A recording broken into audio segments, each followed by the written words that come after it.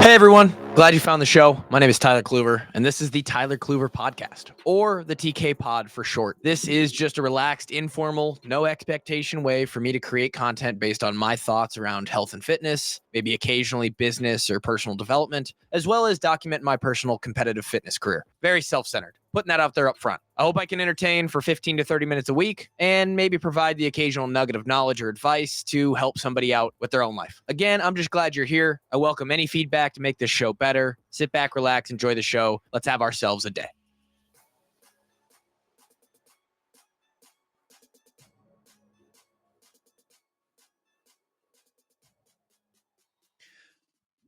And here we are, TK Pod. We're back from Miami. Today is going to be the Miami recap. Lots of thoughts. I have been traveling to Miami is, especially the way that I did it, was a very long weekend, but also it just happens in the blink of an eye. So here we are. It feels good to be back on the mic as a podcaster, which is, I don't even enjoy saying that because it sounds so not official, but it's basically what I am. I am on the microphone once every 3 or 4 days at least. And the last time we recorded a podcast was a week ago. So it's been like twice as long since I've been on here. Um, Feels right. Feels good to be back. And what a weekend it was. The longest 5 days, but also the shortest 4 or 5 days, maybe ever. Uh, Long because as a father and husband, of which I don't travel, I work from home. I'm rarely out of the house, let alone out of the state. Being away from the girls that long, that sucks. Don't love it. And actually, um, if I had to do this more, I might consider if it was even worth it. But on the other hand, you freaking wake up Thursday morning, you fly, connecting flight, you fly, you get there, Airbnb. Next thing you know, you're warming up for the first workout, and then basically your mindset just shifts after every single workout to the next one. What's the strategy? How do we warm up for it? How do we recover, fuel, eat? And it's just that cycle 6 times over the course of Wodapalooza for 6 workouts. Amazing experience. Wodapalooza is probably the most famous, well-known, well-run CrossFit competition on a yearly basis that there is. 13th year of them doing it this year, and um, it was awesome. We're going to talk more about what the event was like and um, what I thought about. Just it was sort of weird because this is actually the first year of their new location. They've been in the same spot forever. And the year that I pop in and get a chance to do it, they move it from sort of Bayside area, which is more Miami, like downtown proper, to South Beach, which is way out on the coast and basically out on its own island. So the event, as I know it, isn't exactly what Wodapalooza has been forever. Um, but it was fun. I am kind of decompressing, coming down off of the weekend right now. We're not even 48 hours out from the last workout. Our last workout went down at about 5 p.m. Central on Sunday evening, and it's 10:30 in the morning on Tuesday. And I was reminded of that when I woke up this morning with how sore I am. I felt good after the first day, minus one small thing that we'll talk about in a second. But most of the body, central nervous system felt pretty good. The first day was um, 2 short workouts. I think our 2 shortest workouts on the first day, which is nice because uh, you can kind of ease into the weekend. Second day, uh, after the second day, so basically Sunday morning, felt a little bit more sore, but good enough, right? It's like, hey, final day, we get through it. Freaking yesterday, coming home, sitting on an airplane for what, a total of 5+ hours to get back home, and then going to bed last night and waking up this morning. The DOMs are real. Legs, arms, freaking like my hands, my grip. I mean, every muscle hurts. And the last day was kind of brutal on the body, is just kind of built throughout the weekend. So we're decompressing. Monday was a travel day. Today will be a flush, probably just a Peloton ride. Um, yeah, I don't plan on doing anything more than like an hour on the Peloton, flush the legs, move a little bit. And then we'll get back to like actual training tomorrow. For those that are following along uh, care to remember, we have two sort of back to back here. So we did this past weekend in Miami. We get this weekend off, but then next week about this time, I'm going to be shifting mindset and getting ready for going to Charleston with it won't be with the two partners I did this workout with or this competition with. It'll be with a guy named Spencer, who lives down there in the Carolinas, and we're going to be doing Fittest of the Coast, which is going to be brutal in its own way. Very different kind of competition, different sort of flow of the weekend, and we'll get into all of that next week and beyond. But um, let's recap how we did. I thought it was kind of funny actually. Last week on the Snapped, I put the thumbnail on the YouTube as like I put a little quote on there that says, "Can we win it all?"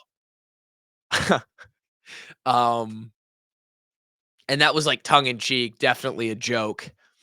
Uh, to go back a little further in the qualifier for this thing, it's all the same leaderboard that you qualify on, so you don't choose your division going into it.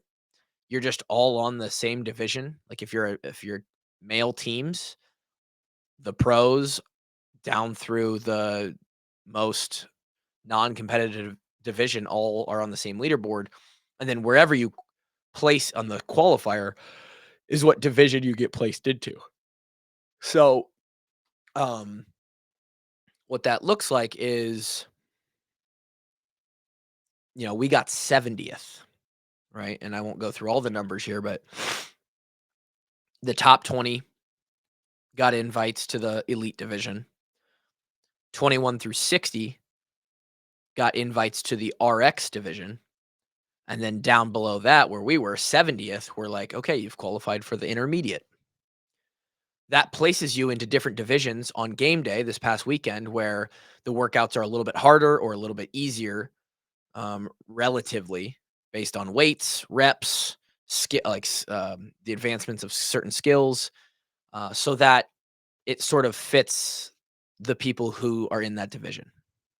Well, inevitably, 40 out of those 40 teams in the qualifier, you know, when it comes time to like, oh shit, we actually qualified, they send you the email, hey, here's what it costs to register, sign up if you want. Not all those teams end up signing up, even though they paid to do the qualifier. It's an expensive deal to do these competitions. I think it was over $1,000 entry fee for our team, like right at 300 and some bucks per person.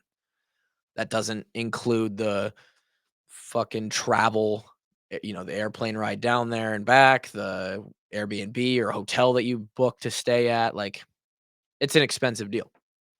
So not everybody ends up going. So if somebody doesn't accept their invite, it goes to backfills. And so as a 70th place qualifier, technically the 10th team in the intermediate division, we actually got pulled up into the RX division. And we're the fifth to last team or the sixth to last team in that division based on the qualifying leaderboard once everybody got down there. So we were the 35th seed out of 40 teams. Now, we'll cut to the chase and go to the end of the weekend quick. We got 7th. We went down there, we fucking balled out and got 7th. And, you know, you could probably do this either way, up or down the leaderboard, but a couple better decisions and a couple things go our way, and we're sitting in like 4th place. We probably were not ever going to touch the top of the leaderboard, first, second, or third, which is unfortunate because that's the podium. That's what, if you're up there, you're trying to hunt for. But I didn't even really know what the expectations were going to be for our team. Originally, when we qualified 70th, we knew that we'd be really, really close to a backfill invite. And if we didn't get that, then the goal was going to be, okay, we're one of the top teams in the intermediate division. Let's go win it. Let's go win intermediate. Um, which by the way, on a retroactive look, because you can go see the times of the winning team for the intermediate division. You can see like what weights they had and how we would have done in those workouts based the times that we had with the standards that we were under. We would have won the almost assuredly we would have won the intermediate division. We probably would have won 4 of the 6 workouts outright and been very close on another, and then we would have had one workout that was like a somewhere between 5th and 10th place. Um, Based on our performance in the RX division, which those workouts were in some ways, in several of those workouts, probably 3 or 4 of them, much harder, based on the weight or whatever. So 7th out of 40. And by the way, this is just a me podcast, and me was Team Gary. Thanks for anybody that followed along on my Instagram. I'll be doing the same thing. I posted all the live stream links, the times you could watch. The live stream wasn't great; you couldn't see much, but there was a few times where you kind of see us running around out there like ants. Um, the DSM boys. So technically, me and Isaac uh, are from the same gym as the other team that qualified, which would be Cole, Jay, and Ty. Um, Cole was filled in for by somebody else, but I was kind of like on the B team. Me and Isaac were the B team, and we picked up Reggie, the 40-year-old fucking machine from CrossFit Waukee. Reggie is unbelievable. He's probably the MVP of the weekend. Very fit guy. And the DSM boys, we were in a battle with them all weekend. We got to be next to them essentially in like 4 of the 6. Like we're talking out of 40 teams, we happen to be right next to them, next lane next to lane in like 4 of the 6 workouts, like Saturday and Sunday. Um, and they ended up being 6th. We got 7th, they got 6th. Crazy. They qualified as like the 1 seed. So 7th out of 40 is nuts. We thought, oh shit. I remember the text Isaac sent me. He's like, well, good news and bad news. We uh or that he goes, good bad news is it's gonna be a lot harder to win the division now. Good news, it's because we got moved up to RX. And so I thought, oh man, if we could compete, we're qualifying as like one of the last teams in this thing. Could we like climb out of the mid to late 30s and like get up into the top half of teams? Well, in the end, we came out and showed that we're a game day team.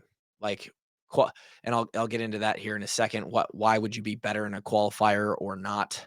Why would you be better at the in-person competition or not? There's some real like nuance to CrossFit and the way it works on those. Um, Overperformed in every sense, but not really because we did exactly what we're capable of doing.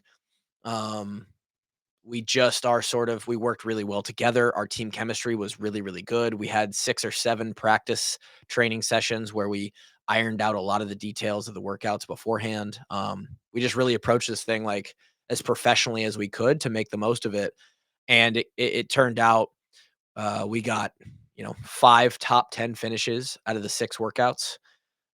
We had one really, really bad workout, and there's a couple of reasons for that, but 5 top 10 finishes, including a 7th to open up the weekend, um, and a first place heat workout win. We won the whole thing, best score in the division on the final workout under the lights on Sunday night. So really, really cool.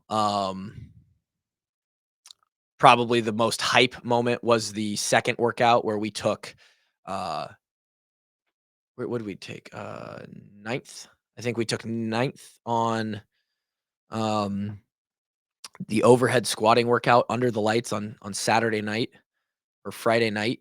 Um a lot of people in the stands, like a lot just so happened like most of the people usually are watching another stage. That's how this thing was set up. There's 3 or 4 different competition floors. So, and it's over the court, it's laid out over 4 blocks worth of space. Like 4 city blocks. So a lot of people could be watching the pros in another arena Just so happened that a lot of people were passing by, or like we were the only event going on at that time. And it was kind of a full stage, and it was under the lights, and we got to ball out and run down a team and do really, really well. It was fun. Um, the I know this is super scattered, but I'm just trying to recap the whole weekend and get through it. Um, we opened the day with a seventh place finish in the worm workout. Felt really good about that. Knew that for our team, it was going to be one of the better workouts for us. We knew that the overhead squat would probably be decent as well.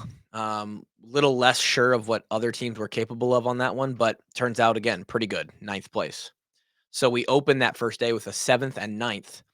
Um, and collectively, that puts us in fifth place after day one, which is when in a multi-day competition, they'll reseed you and you now get to be with the teams that are near you on the leaderboard instead of where you came in, which is huge because then you're competing against theoretically the best teams or the teams that are right around you. You can get a better push. We come back on Saturday, um, rope climb workout that we had practiced, the very first workout we practiced as a team. Knew that this one would be a great one for me personally, probably my best overall workout. Um, I'm good at rope climbs. I can go up fast. I have decent pulling endurance on that. Um, I'm great at box jumps, especially a 36-inch box jump, and power cleans at 245. Fucking right down the pipe for your guy. So I kind of carried this one. Reggie was everybody had to do equal box jumps, but you could split the rope climbs and the power cleans how you wanted. Reggie kind of took, he did his share of the box jumps and then took more of the rope climbs. Isaac took his share of his number of box jumps and took more of the power cleans relative to Reggie. I kind of did all of it. I did a lot of the rope climbs. I did a lot of the power cleans. I finished in the last set 14 minutes deep into a workout with a quadruple at 245. I wish I had video of it. I probably could go find it. Um, touch and go 245 for 4 to finish the workout, and 7th to start Saturday. So we've now gone through 3 workouts, knowing that those what we thought were gonna be our 3 best workouts of the weekend, and in the back 3 we're gonna kinda be, we're not sure. Just based off our own individual strengths and stuff. And, and then we go into Saturday night, workout number 4, which is the one we knew was gonna be tough for us. It was a bunch of burpees, 80 plus burpees, um, 60 bar muscle ups over the course of a workout split between us. And for us, being a bigger team down there, probably one of the biggest teams if you consider average height, average weight of your team.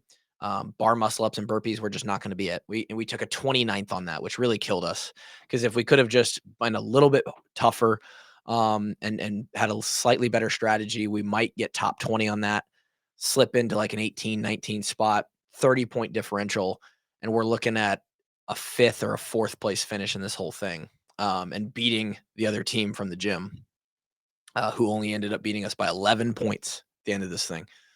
So that was a tough one, and that was under the lights, and it was at night. And we weren't sure where that was going to put us. After a 7th, 9th, 7th in the first 3 events, we really put ourselves in a good spot, but that 29th hurt. And so after Dave coming into the day in 5th, we had dropped back to 8th. And over the course of 3, 4 events now, teams really start to separate themselves. So movement becomes a little bit more tough because each event is now only less and less of a percentage of the total points. So going to day 3, final day, 8th place, thought that, placement wise, we were hoping we could be top 10, definitely hoping for top 15, closer to top 10 in the 2 workouts on the final day. In practice, it was a tough one for us. Toes to bar, 75 toes to bar. You could split it how you wanted between 2 people having to go always at the same time. And we executed to perfection to start the morning on Sunday and freaking ran people down crushed. We're first one off the wall. It was wall ball, toes to bar, lunge, and we came off the wall balls first. We came off the toes to bar like in line with other teams, like ahead of schedule, and then our lunge with the worm was great. And we ran across the finish mat and beat out 6 other teams by 6 seconds. Like, I'm talking, we got 8 minutes flat on this workout, and we were second place overall. We almost won the workout. 8th place was like 8:05, 8:06. Unbelievable performance by us on that one. Huge, huge turnaround to start the day. We were fucking stoked. I was like flexing on an empty stadium. Amazing experience, and really turned the mood around from the night before because we were bummed about that 29th. And then you're hurting at this point. Um, you got one more workout to go.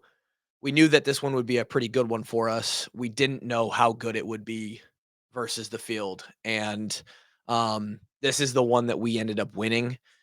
Um, and we actually only won the workout by 2 reps. But in reality, the best way to describe how much we won this workout by was you basically had 4-ish minutes to complete work after buy-ins. The whole workout was 13 minutes long, but you had about 4 minutes of window over the course of that workout to really, or I guess about 5 minutes to work on chipping away at reps that you were trying to get done.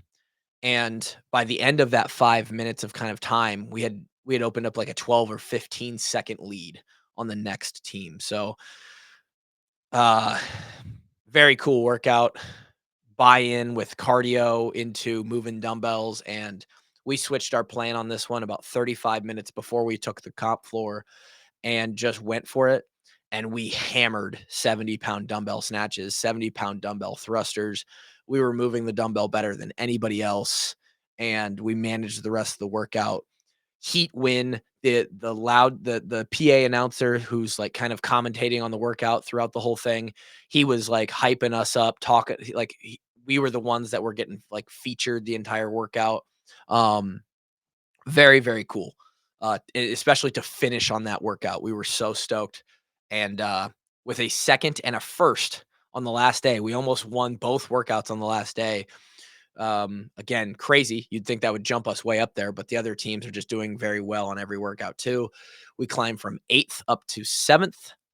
Um, and like a strong 7th. No one was really close to us after that. But 11 points out of 6th, like 20 out of 5th, 30 out of 4th. The top 3 teams just balled out all weekend and we're kind of ahead of everybody else. But um, unbelievable to get 7th and be that close in the RX division. I mean, we're talking about 6 teams beat us, one of them being from the same gym in Iowa here. 5 teams basically beat us. And outside of that, like the next competition is you're in the pro level. You're in the elite division of teams, which they've competed at. The guys at the gym have been in the elite division a couple times. Um, so awesome experience. And there's a lot of other stuff that I'm gonna take away and sort of talk about that have been on my mind about this competition and sort of about competing in CrossFit and the joy and why I do CrossFit at a larger scale and why I do this competition stuff.